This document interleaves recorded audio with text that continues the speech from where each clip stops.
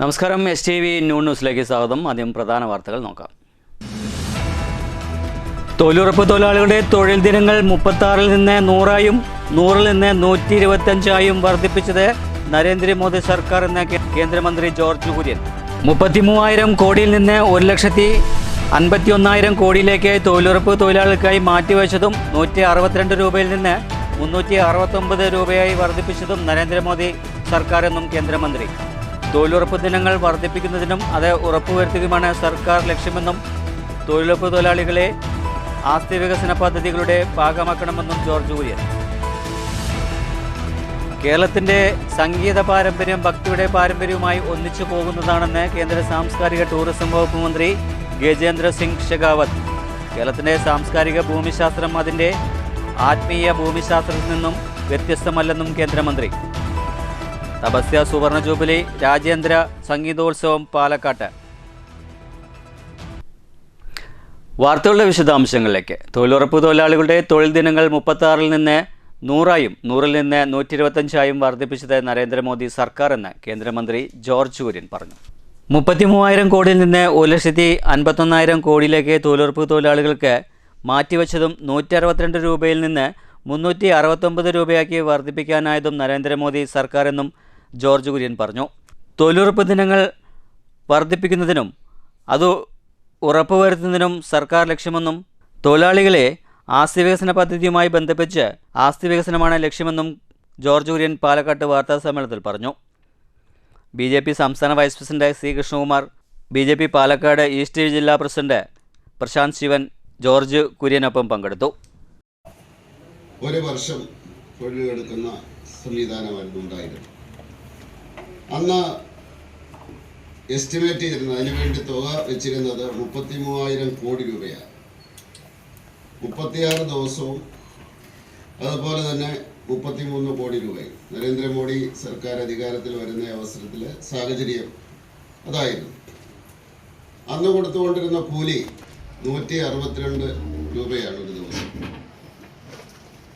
ഇന്ന് ഈ സ്ഥാനത്ത് നരേന്ദ്രമോദി അധികാരത്തിൽ വന്നതിന് ശേഷം 100 ദിവസമായിട്ട് അത് വർദ്ധിപ്പിച്ചു. ഇന്നത്തെ കേരളത്തിലെ കൂലി എന്ന് പറയുന്നത് 369 രൂപയാണ്. അറിയാമല്ലോ, അതെല്ലാ സംസ്ഥാനങ്ങളിലും വ്യത്യസ്തമായിട്ടുള്ള രീതിയിലായി 369 രൂപയാണ്. ഈ ആക്ടിലൂടെ 100 എന്നുള്ളത് 125 വർദ്ധിച്ചു. 125 ദിവസമായിട്ട് വർദ്ധിച്ചു. അതായത് നരേന്ദ്രമോദി അധികാരത്തിൽ വരുന്ന അവസരത്തിലും ഇപ്പോഴുമായിട്ട് താരതമ്യം ചെയ്താൽ അന്ന് വർഷം 36 ഡേയ്സ് ആയിരുന്നു, ദിവസങ്ങളായിരുന്നു ജോലി ഉണ്ടായിരുന്നതെങ്കിൽ ഇന്ന് 125 ദിവസമായിട്ട് വർദ്ധിച്ചിരിക്കുന്നു. 125 ദിവസമായിട്ട് വർദ്ധിച്ചിരിക്കുന്നു. അതുപോലെ തന്നെ അന്ന് കൂലി 162 രൂപയായിരുന്നുവെങ്കിൽ ഇന്ന് 369 രൂപയായിട്ട് വർദ്ധിച്ചിരിക്കുന്നു. അന്ന് 33,000 കോടിയായിരുന്നുവെങ്കിൽ 33,000 മാറ്റി വെച്ചിരുന്നെങ്കിൽ ഇപ്പോഴ് 1,51,000 കോടിയാണ്. 1,51,000 കോടിയാണ് ഇപ്പോൾ ഇതിനു വേണ്ടി മാറ്റിവെച്ചിരിക്കുന്നത്. ഇതാണ് വ്യത്യാസം. കാരണം തൊഴിലവസരങ്ങൾ കൂടുതൽ കൊടുക്കുന്നു, അത് ഉറപ്പുവരുത്തുന്നു. മറ്റൊന്ന്, നേരത്തെ ഇത് ഗ്രാമീണ തലങ്ങളിൽ പ്രവർത്തിച്ചിരുന്നു. തീർച്ചയായിട്ടും അതിൻ്റെതായിട്ടുള്ള ഗുണങ്ങൾ തൊഴിലാളികൾക്ക് കിട്ടിയിട്ടുണ്ട്. ഇപ്പോൾ മുന്നോട്ട് വെക്കുന്നത് ഈ ചെയ്തുകൊണ്ടിരുന്ന പ്രവൃത്തികൾ ആസ്തി രൂപത്തിലാക്കുക എന്നുള്ളതാണ്. നേരത്തെ പലപ്പോഴും കുഴിക്കുകയും പിന്നീട് അത് മൂടുകയും ചെയ്യുന്ന രീതികളൊക്കെ ഉണ്ടായിരുന്നു. ഇനി അത് സ്ഥിരമാക്കുന്നതിന് വേണ്ടി ആസ്തിയാക്കി മാറ്റുക. അതിനുവേണ്ടി ഉദ്ദേശിക്കുന്ന 4 മേഖലകൾ.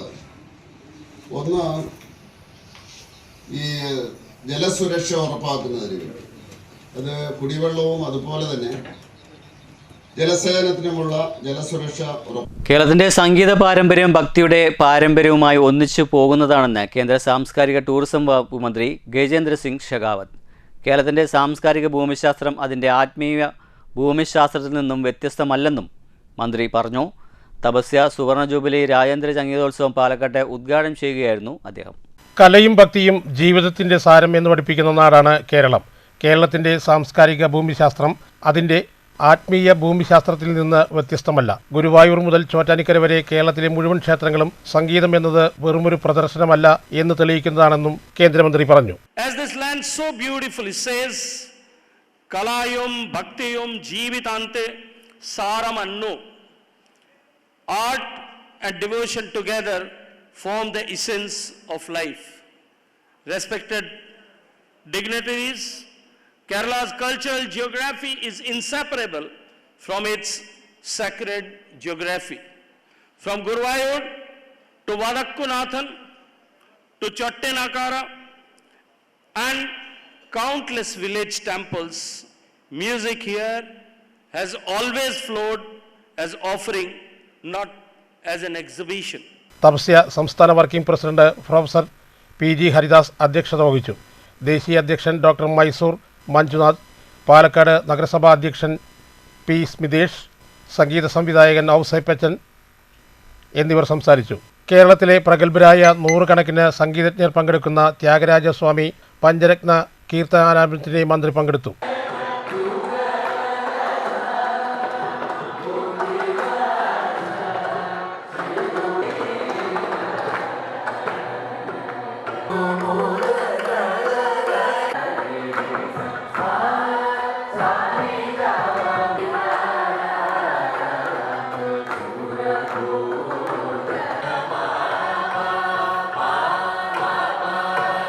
ഇരുപതാം തീയതി വരെ വിവിധ സെഷനുകളിലായി രാജ്യാന്തര സംഗീതജ്ഞർ ഉൾപ്പെടെ വേദിയിലെത്തും. News bureau, Palakkad. വടക്കാഞ്ചേരി വാഴാനി അണക്കെട്ടിന് സമീപം കാട്ടാനയെ ഗുരുതരമായ പരിക്കുകളോടെ അവശനിലയിൽ കണ്ടെത്തി. പീച്ചി വനം ഡിവിഷന് കീഴിലുള്ള വനമേഖലയിലാണ് മുറിവേറ്റ നിലയിൽ കൊമ്പനെ കണ്ടത്. കടുവയുടെ ആക്രമണത്തിലാണ് കൊമ്പന് പരിക്കേറ്റത് എന്നാണ് വനം വകുപ്പിൻ്റെ പ്രാഥമിക നിഗമനം. പരിക്കേറ്റ ഭാഗത്ത് വലിയ തോതിൽ നീര് വന്ന് വീർത്തിരിക്കുകയാണെന്നും മുറിവിൽ നിന്ന് പഴുപ്പൊലിക്കുന്ന അവസ്ഥയിലാണെന്നും ദൃക്സാക്ഷികൾ പറയുന്നു. പരിക്കിൻ്റെ തീവ്രത കാരണം ആനയ്ക്ക് നടക്കാൻ പോലും പ്രയാസമുള്ള അവസ്ഥയാണുള്ളത്. കടുവയുടെ ആക്രമണത്തിലാണ് ആനയ്ക്ക് പരിക്കേറ്റതെന്നാണ് വനം വകുപ്പിൻ്റെ പ്രാഥമിക നിഗമനം. ശനിയാഴ്ച രാവിലെ 9:30 ആനയെ ആദ്യമായി വനമേഖലയിൽ അവശനിലയിൽ കണ്ടത്. വേദന സംഹാരി എന്ന നിലയിൽ ആന ഇടയ്ക്കിടെ വെള്ളത്തിലിറങ്ങി നിൽക്കുന്നുണ്ടെന്നും നിരീക്ഷിച്ചവർ പറയുന്നു. മച്ചാട് വനത്തിൽ നിന്ന് സ്ഥിരമായി വാഴാനി ജലാശയത്തിൽ വെള്ളം കുടിക്കാനെത്തുന്ന ആനക്കൂട്ടത്തിലെ ഒരു കൊമ്പനാണിതെന്നാണ് സംശയിക്കുന്നത്. വിവരമറിഞ്ഞ് സ്ഥലത്തെത്തിയ വനപാലകർ ആനയെ നിരീക്ഷിച്ചു വരികയാണ്. സ്ഥിതിഗതികൾ ഉന്നത വനംവകുപ്പ് ഉദ്യോഗസ്ഥരെ അറിയിച്ചിട്ടുണ്ടെന്നും വിദഗ്ധ ഡോക്ടർമാരുടെ സംഘം ഇന്ന് സ്ഥലത്തെത്തി ആനയ്ക്ക് ആവശ്യമായ ചികിത്സ നൽകുമെന്നും അധികൃതർ വ്യക്തമാക്കി. News bureau, Thrissur. കുളപ്പുള്ളിയിൽ സിംകോ കമ്പനിക്ക് സമീപം പ്രവർത്തിക്കുന്ന ഫ്രൂട്ട്സ് കടയ്ക്ക് തീപിടിച്ചു. മമ്മി എന്ന ആളുടെ വഴിയോരത്ത് പ്രവർത്തിക്കുന്ന കട തീപിടുത്തത്തിൽ പൂർണ്ണമായും കത്തിനശിച്ചു. 50,000 രൂപ നാശനഷ്ടം കണക്കാക്കുന്നു. ഷൊർണൂർ പോലീസിൽ പരാതി നൽകിയിട്ടുണ്ട്. കുളപ്പുള്ളി സിംകോ കമ്പനിക്ക് മുൻവശം പാതയോരത്ത് വർഷങ്ങളായി പ്രവർത്തിച്ചു വരുന്ന ഫ്രൂട്ട്സ് കച്ചവടം നടത്തുന്ന ഷെഡിലാണ് തീപിടുത്തമുണ്ടായത്. മമ്മി എന്ന ആളുടേതാണ് കട. ഇയാൾ താൽക്കാലികമായി പ്ലാസ്റ്റിക് ഷീറ്റ് മേഞ്ഞുകൊണ്ട് ഷെഡ് കെട്ടിയാണ് ഹസീന എന്ന പേരിൽ ഫ്രൂട്ട് കച്ചവടം നടത്തിവരുന്നത്. തീപിടുത്തത്തിൽ കട പൂർണ്ണമായി കത്തിനശിച്ചിട്ടുണ്ട്.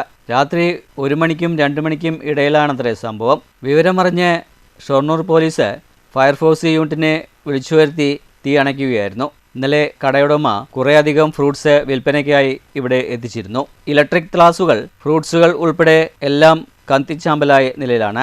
50,000 രൂപ നാശനഷ്ടം കണക്കാക്കുന്നതായി കടയുടമ മമ്മി STVയോട് പറഞ്ഞു. ഇന്നലെ 10 മണിക്ക് കട അടച്ചു പോയതായിരുന്നു. അതിനുശേഷം പിന്നെ രാവിലെ നമ്മൾ കൂട്ടുകാരൻ വിളിച്ചു പറയുന്നത് അവൻ്റെ കുട്ടികളെ മദ്രസയിൽ കൊണ്ടാക്കും മുമ്പ് 6 മണിക്ക് എൻ്റെ കട എന്താ ഇവിടെ ഫുള്ളായിട്ട് കത്തി നശിച്ചിട്ടുള്ളൂ, ഇങ്ങനെ കത്തിയിട്ടുണ്ടെന്ന് പറഞ്ഞിട്ട് വിളിച്ചു പറയുമ്പോഴാണ് ഞാൻ വിവരം അറിയുന്നത്. പോലീസ് പരാതി കൊടുത്തിട്ടുണ്ടോ? എത്ര നാശനഷ്ടം ഉണ്ടാവും? ഇങ്ങനെ ഒരു 10-50,000 രൂപയുടെ ത്രാസുകളൊക്കെ ഉണ്ട്. പിന്നെ ഇന്നലെ ഉച്ചരിച്ചാണ് സാധനം വന്നത്. അപ്പോൾ അതിൻ്റെയൊക്കെ അങ്ങനെ ഇരിക്കുന്നു ചെയ്യാന്ന്. ഒരു സുഹൃത്താണ് കട കത്തിയ വിവരം തന്നെ വിളിച്ചറിയിച്ചതെന്നും മമ്മി പറഞ്ഞു.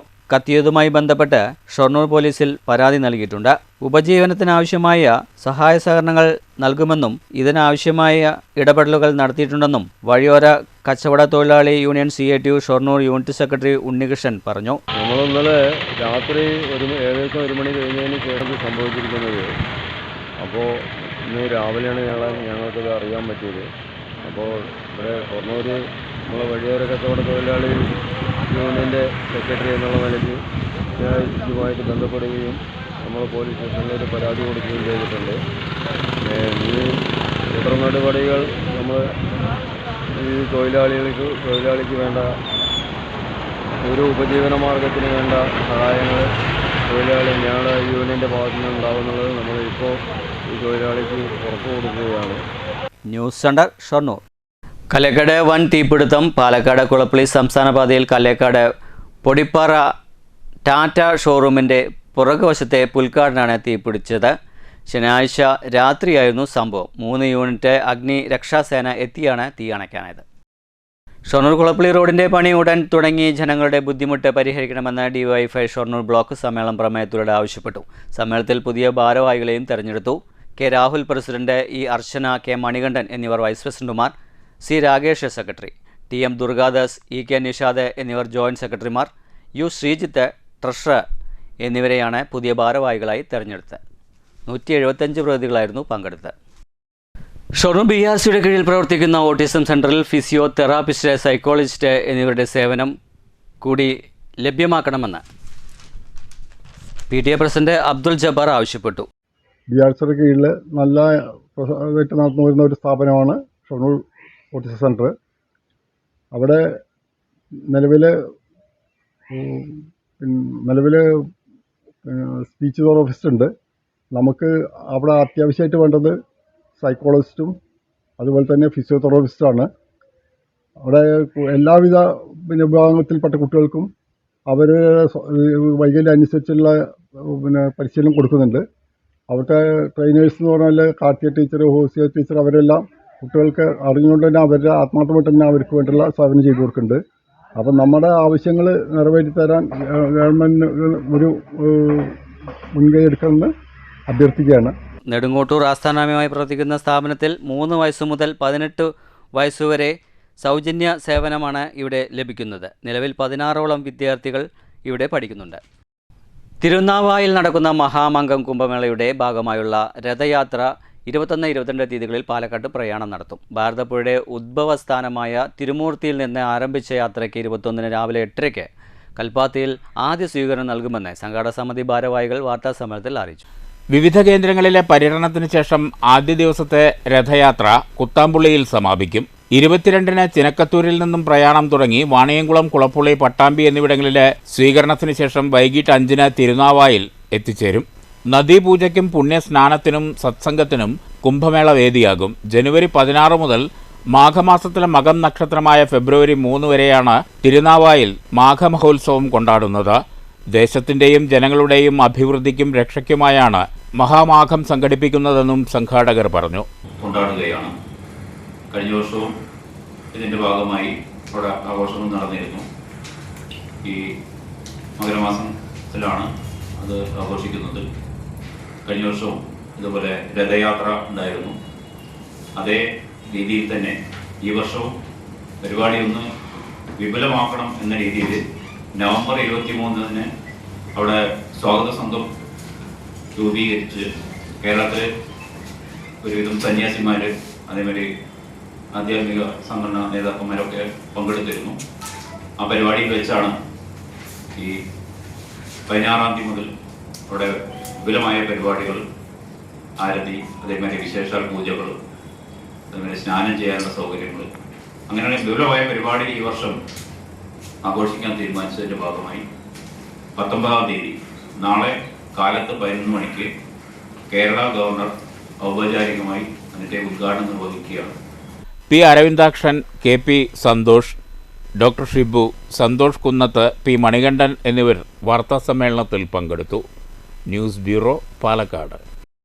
മുഴുവൻ വിദ്യാർത്ഥികൾക്കും 2026-27 വർഷത്തെ അക്കാദമിക് കലണ്ടർ വിതരണം ചെയ്ത് മണ്ണൂർ AUP സ്കൂൾ.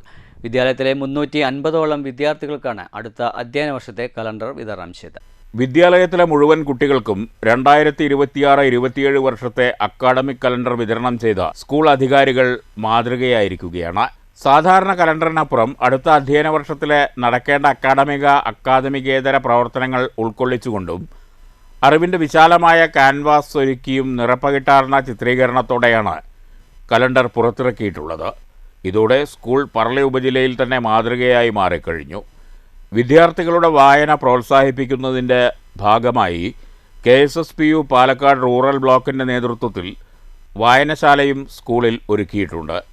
വായനശാലയ്ക്ക് ആവശ്യമായ പുസ്തകങ്ങളും KSSPU നൽകി. വിദ്യാഭ്യാസ കലണ്ടറിൻ്റെ വിതരണം വാർഡംഗം ഷബിത മുനീറും സ്കൂളിനകത്തെ വായനശാലയുടെ ഉദ്ഘാടനം KSSPU state councillor MC Vasudevan മാസ്റ്ററും നിർവഹിച്ചു. ഇപ്പോൾ നിങ്ങളുടെ രക്ഷിതാക്കള് കുറേ പേരെ എനിക്കറിയാം. അവരുടെ സ്റ്റാറ്റസും സോഷ്യൽ മീഡിയ വഴിയൊക്കെ നമ്മുടെ മണ്ണൂർ ഈ സ്കൂളിലത്തെ കാര്യപരിപാടികളും ആഘോഷ പരിപാടികളൊക്കെ കാണുമ്പോൾ വിദ്യാർത്ഥികളും രക്ഷിതാക്കളും അതുപോലെ തന്നെ അധ്യാപകർ കൂടി ഇരുന്നിട്ടുള്ള എല്ലാ പരിപാടികളും വളരെ ആഘോഷപൂർവ്വമായിട്ട് കാണുമ്പോൾ വളരെ അസൂയ തോന്നുന്നുണ്ട്. അതിലുപരി വളരെ സന്തോഷം തോന്നുന്നുണ്ട്. നിങ്ങളുടെ മാനസിക വളർച്ചയ്ക്കും സന്തോഷത്തിനും എല്ലാം അത് ഉപകരിക്കുക തന്നെ ചെയ്യും. അങ്ങനെയുള്ള പരിപാടികൾ നമ്മളുടെ നാടിൻ്റെ ഓരോ വഴിവിളക്കാണ് നമ്മുടെ സ്കൂൾ എന്ന് പറയുന്നത്. അതിന് വെളിച്ചം പകരുന്നത് നമ്മുടെ അധ്യാപകരാണ്. അതുകൊണ്ട് അവരെ എപ്പോഴും ബഹുമാനിക്കുകയും ആദരിക്കുകയും സ്നേഹിക്കുകയും ഇവിടുന്ന് പോയി പുതിയ ഹയർ സ്റ്റഡി എത്തുമ്പോഴും അധ്യാപകരോടുള്ള സ്നേഹവും ബഹുമാനവും ഒരിക്കലും കുറയാൻ പാടില്ല. സ്കൂൾ സോഷ്യൽ സയൻസ് ക്ലബിന്റെ നേതൃത്വത്തിൽ ഞാൻ പഞ്ചായത്ത് മെമ്പറായാൽ നാടിന് എന്തെല്ലാം ചെയ്യുമെന്ന വിഷയത്തിൽ വിദ്യാർത്ഥികൾ തയ്യാറാക്കിയ ഉപന്യാസരചനയും മണ്ണൂർ പഞ്ചായത്തിന് കൈമാറി. PTA പ്രസിഡന്റ് N ഗണേശൻ അധ്യക്ഷത വഹിച്ചു. KSSPU ഭാരവാഹികളായ NR Raveendran, Pramod, staff secretary KM Abdul Hakeem, S Ajith എന്നിവർ പ്രസംഗിച്ചു. പ്രധാനാധ്യാപിക ഷെരീഫ സ്വാഗതവും KR ദീപു നന്ദിയും പറഞ്ഞു. News bureau, Pathirippala. പ്രധാന വാർത്തകൾ ഒരിക്കൽ കൂടി. തൊഴിലുറപ്പ് തൊഴിലാളികളുടെ തൊഴിൽ ദിനങ്ങൾ 36-ൽ നിന്ന് 100-ആയും 100-ൽ നിന്ന് 125-ആയും വർദ്ധിപ്പിച്ചത് നരേന്ദ്രമോദി സർക്കാർ എന്ന കേന്ദ്രമന്ത്രി ജോർജ് കുര്യൻ. 33,000 കോടിയിൽ നിന്ന് 1,51,000 കോടിയിലേക്ക് തൊഴിലുറപ്പ് തൊഴിലാളികൾക്കായി മാറ്റിവെച്ചതും 162 രൂപയിൽ നിന്ന് 369 രൂപയായി വർദ്ധിപ്പിച്ചതും നരേന്ദ്രമോദി സർക്കാർ എന്നും കേന്ദ്രമന്ത്രി. തൊഴിലുറപ്പ് ദിനങ്ങൾ വർദ്ധിപ്പിക്കുന്നതിനും അത് ഉറപ്പുവരുത്തുകയുമാണ് സർക്കാർ ലക്ഷ്യമെന്നും തൊഴിലുറപ്പ് തൊഴിലാളികളെ ആസ്തി വികസന പദ്ധതികളുടെ ഭാഗമാക്കണമെന്നും ജോർജ് കുര്യൻ. കേരളത്തിൻ്റെ സംഗീത പാരമ്പര്യം ഭക്തിയുടെ പാരമ്പര്യവുമായി ഒന്നിച്ചു പോകുന്നതാണെന്ന് കേന്ദ്ര സാംസ്കാരിക ടൂറിസം വകുപ്പ് മന്ത്രി ഗജേന്ദ്ര സിംഗ് ഷെഖാവത്ത്. കേരളത്തിൻ്റെ സാംസ്കാരിക ഭൂമിശാസ്ത്രം അതിൻ്റെ ആത്മീയ ഭൂമിശാസ്ത്രത്തിൽ നിന്നും വ്യത്യസ്തമല്ലെന്നും കേന്ദ്രമന്ത്രി. തപസ്യ സുവർണ ജൂബിലി രാജ്യാന്തര സംഗീതോത്സവം പാലക്കാട്ട്. ഇതോടുകൂടി വാർത്താ ബുള്ളറ്റിൻ സമാപിക്കുന്നു. നന്ദി, നമസ്കാരം.